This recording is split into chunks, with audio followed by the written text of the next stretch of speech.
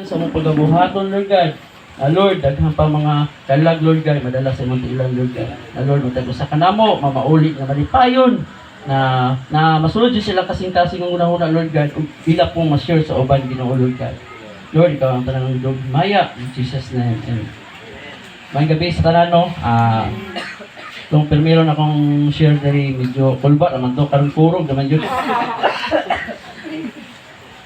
Una kong share dahil mo pansa ko testimony sa ko about sa akong kadaugan ba. Kalimot mo ba? Pasalamaton lang ko sa Ginoo ba na kanang bitawng giusab ka sa Ginoo ba kanang sa una gunay mo mga binuhatan mga dili gud maayo. Kay sa una mo akong mga binuhatan man gud puro lang kalibutanon ba. Kay sa akong mga binuhat sa una wala ko'y panahon anang mga sa Sunday, wala ko'y panahon ng mga lagad yun sa Ginoo. Kaya ang akong time sa una, sige lag rides ba, sige lag rides. Usay, mangupit pa ko sa mga asawa, wala ka niya sa kabalo, kanang kabalo na yun. At least, wala ko'y sala na gikumkum, gikumkum na ako. Sa una mga good, wala ko'y time sa Ginoo ba. Wala ko nakabalo sa una nga. Katong akong mga ibang buhat sa una ba na kung na-disgrasya ko sa una, asa ko padulong karon. Siguro, sige na kong rise dito sa kalayo. Pero, pasalamat ko sa Ginoo nga nadakpan ko niya. Asa ko sa nadakpan karon nga, karon na sa una, maulawon man ko mong share sa mga pulong. Karon maulawon Japon, pero dili na kayo. Karon na dili na mahadlok na mo share sa pulong sa Ginoo. Amen. Bisan man katong sa una, mga kailan ako, mga ulo ko. Pero karon dili ako maulaw na mo-share sila labi na sa mga trabahoan. Basta tigaan ako gigayon nila. Pikta din ako mga pulong dayon. At least na dili lang ako ang maluwas ba. Apil sila. O nya. Kato pong itong isang adlaw po na may bago engineer ba, supervisor na mo. Gusto niya o kanang before na magsugod mo sa trabaho. Gusto daw siya mga pag-ampo lagi daw kay at least daw malayo sa mga disgrasya. Anak ko siya na kung okay lang sa imo na mo-share ko. Anak ko siya, okay lang sa imo, mo-share ko. Kung gusto mo ka mga pag-ampo, share ko. Siya nasunod na lang. Siya, sige, at least nakabalo siya nga. Mo-share ko tagamay. At least makabalo sila ba. Ang akong topic day karon about sa kanagong unsay samputanan sa matarong ba o kanagong makakasala.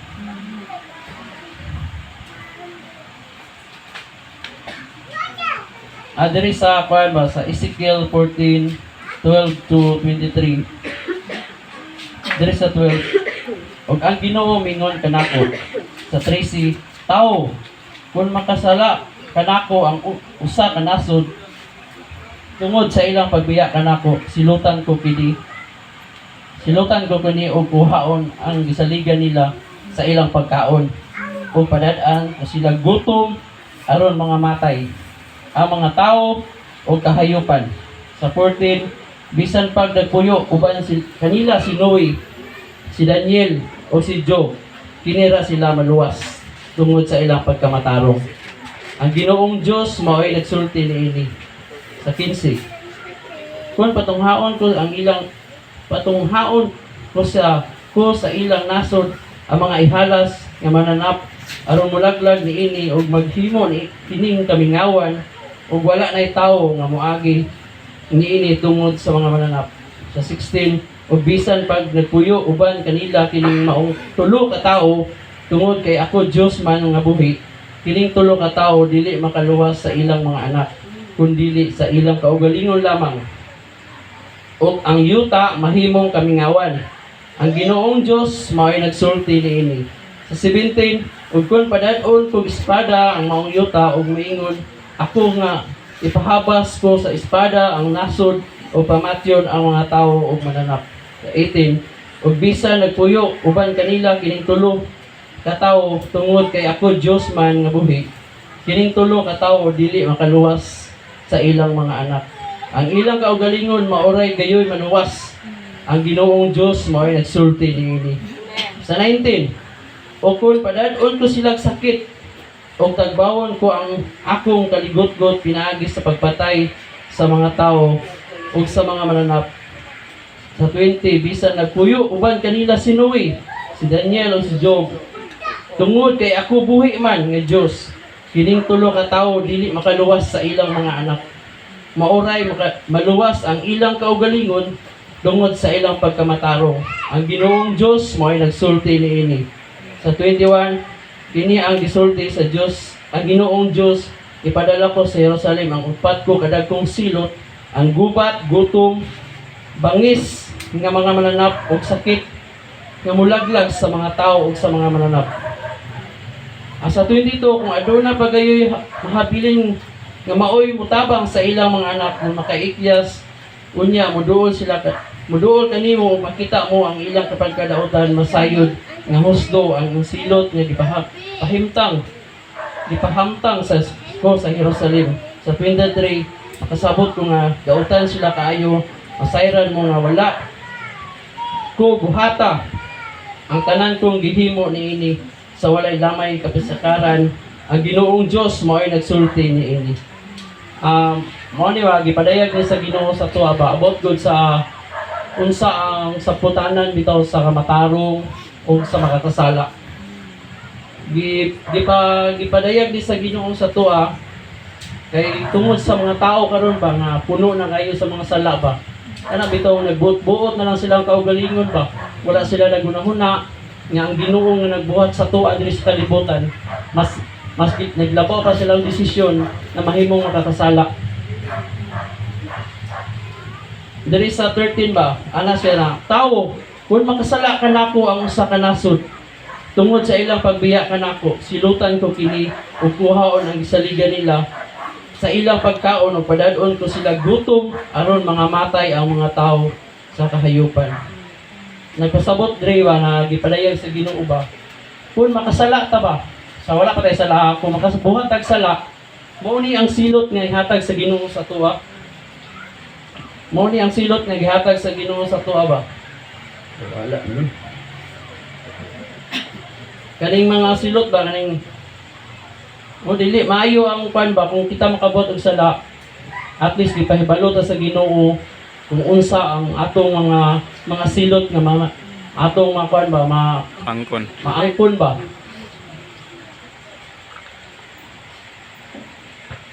Ug usapod sa mga silot nga gihatag sa Ginoo sa tuwa kung kita makabaton og mga sala.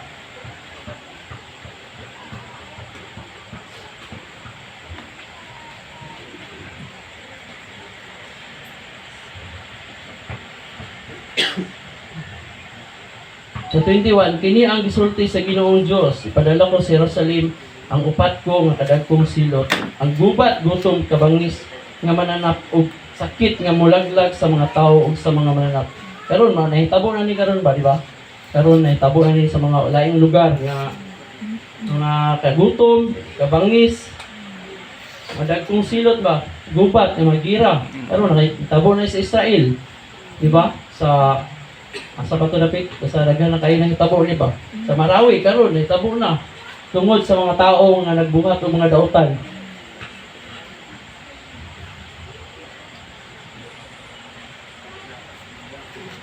Kay diri sa Roma 1:32 nag-ingon ang Ginoo nga nasayod sila nga ang Dios nagaingon nga ang tao nga nagabuhat niini nga mga sala angay silutan sa kamatayon. Apan gipadayon gihapon nila ang ilang gibuhat.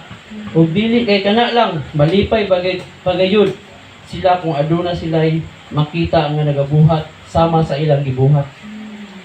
Ana ko'y may istorya rin about lang sa among silingan ba. Kay ang ilang Diyos yun, pud maayo pud kana bitaw mga buhos-buhos ba. Nalipay sila kay maayo ang ilang kahimtang, maayo ang ilang pamuyo ba, daghan kay sila mga nayuta na napalit, daghan kay sila mga sakyanan. Nya ang iyang mga anak nagdako na nana mga ilang mga binuhatan ba. Nagtan-aw sa ilaha. Karon ang iyang anak mao po'y binuhatan. Ang murag iyang amahan ba suporta siya ba na dapat badlongon niya na mali ang iyang gibuhat, pero ni suporta iyang amahan siya ba kay ang amahan niya mao po'y ang iyang income kanang dali ra makakwarta ba awat ang mga buhos-buhos ba. So abot ang panahon nga iyang anak na pud ang negosyo. Kato na time na katong ang pan ginapalit sa iyang anak kana bitaw mga convenience bitaw kanang mga chocolate, mga pahumot. Yan katong one time na isundan sa mga pulis tong ban ba na mabuhos ba. Mo to na ang iyang anak hapit na dakpan kay grade sila ba. Kay tungod lagi ng mga daghan kayong mga kawat ba. May gani sila no, nanay inasal, nanay Jollibee pero kita nanay kamot ba na maka Jollibee pero sila walay franchise pero nanay Jollibee. Mo na ba na mo na abot sa panahon nga grade sila pero nakaikya sila kay ang katong mga pulis diya sa mga inahatagan no po. So nakaikya sila. So ang ilang amahan support sila ang mga dili maayo mga butang ba. Nya karon dili maayo ang ilang mga bingatan nito, hambog na kayo kay daghan sila mga katigayunan. Halos na gani dili mo ila sa mga silingan kay tungod sa ilang mga binuhatan ba. Kay sana katumara gibos daghan. Nya tapos na ay nangumpra ito mga silingan namo. Namo lang CCTV. Nakita nila to among silingan na nagsuksok ba og items. Nasuko sila. Iso gyud ni ngarang kawatan ka niya kawatan ka suko day kano. Suko ka ba? Kapo sila kay napo CCTV ba? Hadlok na makuhaan ba? Samantalang kita nagtinaro, wag kita CCTV.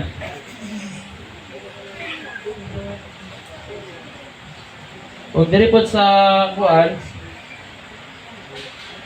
diri sa Salmo 52 verse 7, tan-awan ninyo ang tawo nga mosalig sa Dios ingon nga ilang tigpanalipod. Misalig hinuon sila sa ilang daghang bahandi. Ug nahimo silang labaw pas kagamhanan pinaagi sa paglaglag sa uban. Ug ganiron kuan din nato niron daghan ni karon nga manglaglag lang silang tao aron lang sila makakwarta, ang daot silang tao aron lang sila makakwarta. Kay karon murag sobra sa kalisod sa panahon, ang tao magbuhat ng anak, magbuhat og sala aron lang makakwarta. Pero kita kay nasakop naman tayo sa Ginoo. Wala na tayo ng mga butangan na karon. Amen.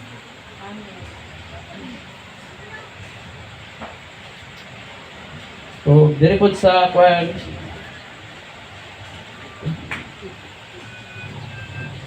diri pod sa mga taga-Roma ba 6 verse 23.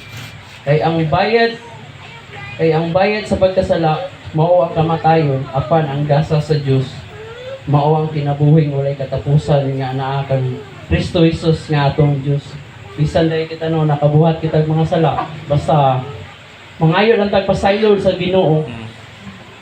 Luwason gyud ta sa Ginoo. Di gyud sa gusto nga nayusa ka nato nga mga iyang mga anak ba nga masyalaag bitaw. Dili sa gusto ba nga dili niya mauban ba sa iyang harian ba. Kay andaman ba ta niya dito og balay. Alang ka nato niya tapos magbuhatag sala dili sa gusto ba na anak ba na mga putanga ba. Tumulan sa atong pagkasala. Kay sa atong pagkasala mga kalibutanon ng bayan na dapat maninguha ta nga ang Diyos malipay kanato sa matag adlaw. Dili ta ang atong ulod ang atong palipayon kundi ang atong espiritu ba. Kay mao maya ang matubang sa Ginoo abot sa panahon dili baya ang atong lawas.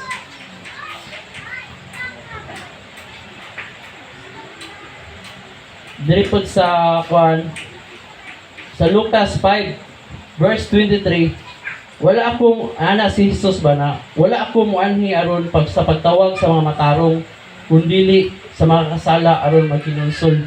So gitigaan kita panahon sa Ginoo nga sa atong mga nabuhat nga mga sala gihatagan ta niya time nga habang buhi pa ta diri sa kalibutan muduol yun niya. Dili ta magduduha nga muduol sa iyaha musangpit magpadakop ta siya ba.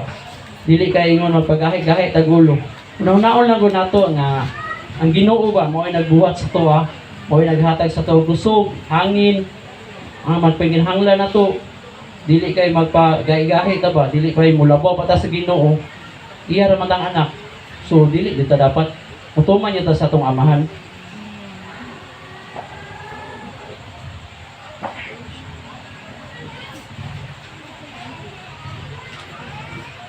Diri sa Juan 1 verse 9, apan kung isugid nato sa Dios ang atong mga sala, siya nga matarong o matinumanon sa iyang saad mo pasaylo gayud sa tanan natong mga sala o maghilo sa tanan natong mga sala.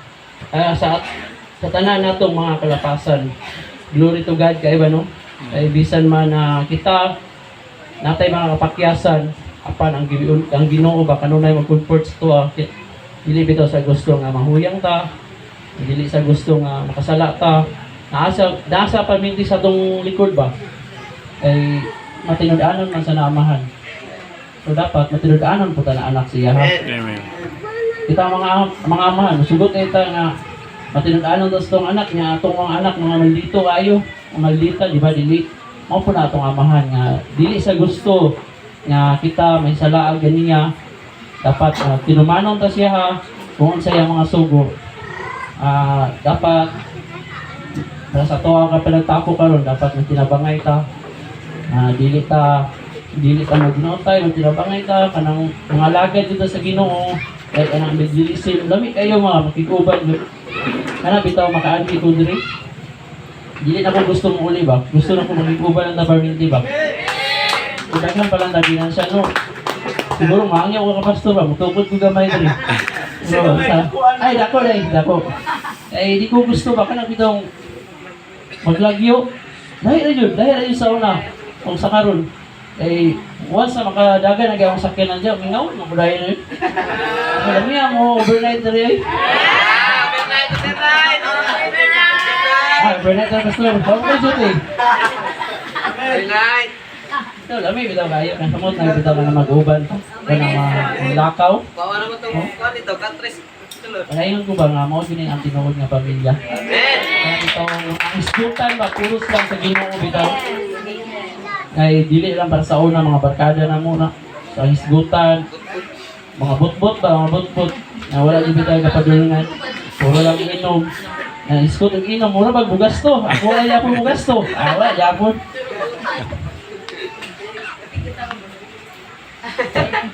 Padayon ka no, diri sa kwan. Diri na punta sa kwan pagkamatarong kung unsa yun ang gipadayon din sa Ginoo sa tuwa na dapat mahimo tang pagkamatarong sa pagpangalagad kaniya. Like ano sa kinabuhi ni Daniel ba? Daniel. Na-interview na akong gamay si Daniel. Umawalan niya akong nakuha na mga kwan siya, mga speaks ba. Dili lahit os Daniel kay nabulag man to kani Daniel sa basa kwan Bible.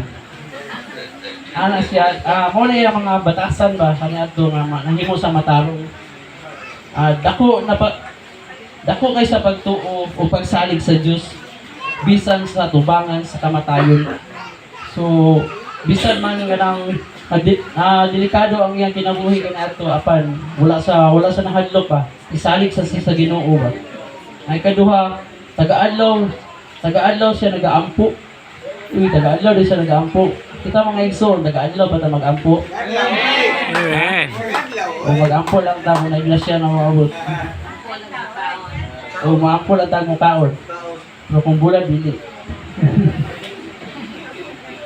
O gusto po dire sa kwan, ang kinabuhi ni Daniel, matinud-anon siya o mutuman siya sa iyang gisaad. Kita matinumanan mo ta o mutuman sa ating gisaad. Kasi igo lang ta diri mo testimony. Tapos pag mag-testimony, nagsaad ta sa atong testimony ng mga lagad. Apan kung makikita tag berdiya sa gawas, mawala na atong pagpangalagad. Ana ba ta? Ana ba ta mga igsoon? Hindi.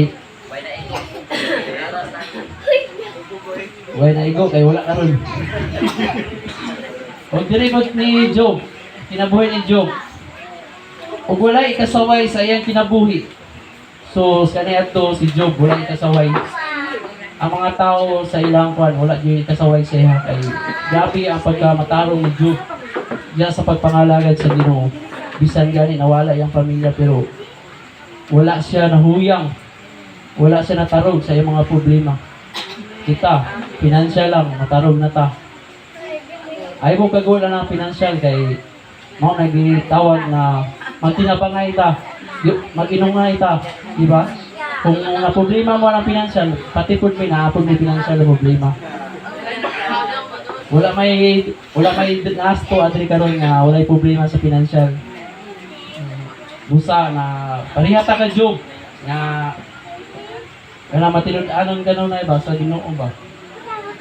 O ang kanoy ang kinabuhi ni Noe, Diyos nun nga tao. Siya lang ang nanginabuhi nga matarong sa iyang panahon ang iyang relasyon sa Diyos.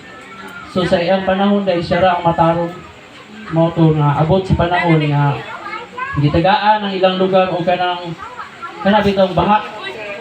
So ang ilang pamilya lang ang naluwas.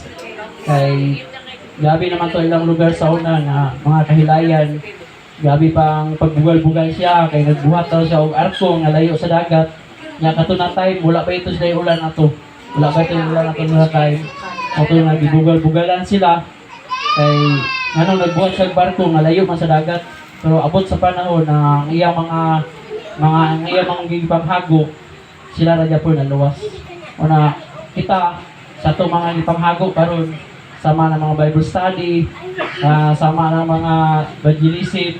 Dili ba yan basta-basta init kayo. Madaot atong naong, atong gluta madaot. Pero say nagalusyon lang ta. Pero parehata ka nuwi. Kaya bitaw parehata ka nuwi ba na sa pan ba tinarong ta sa atong pagpangalagat ba.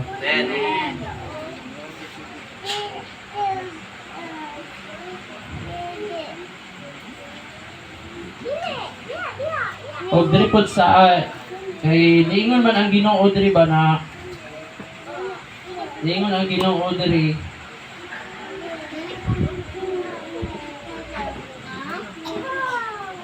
sa 14 ba niingon ang Ginoo nga bisan pag nagpuyo uban kanila si Noe, si Daniel o si Job tinira sila maluwas tungod sa ilang pagkamatarong.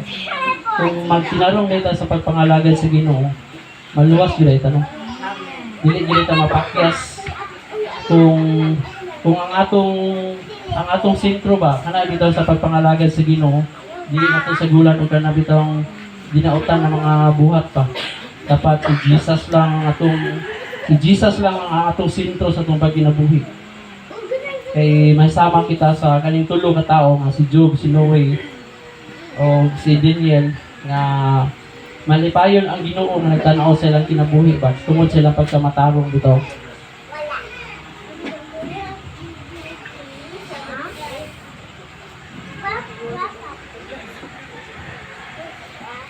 Ba 5 verse 1 kay gihimo naman kitang matarong sa Dios pinaagi sa pagtuo may panagdait na kita uban sa Dios pinaagi sa atong Ginoong Hesukristo.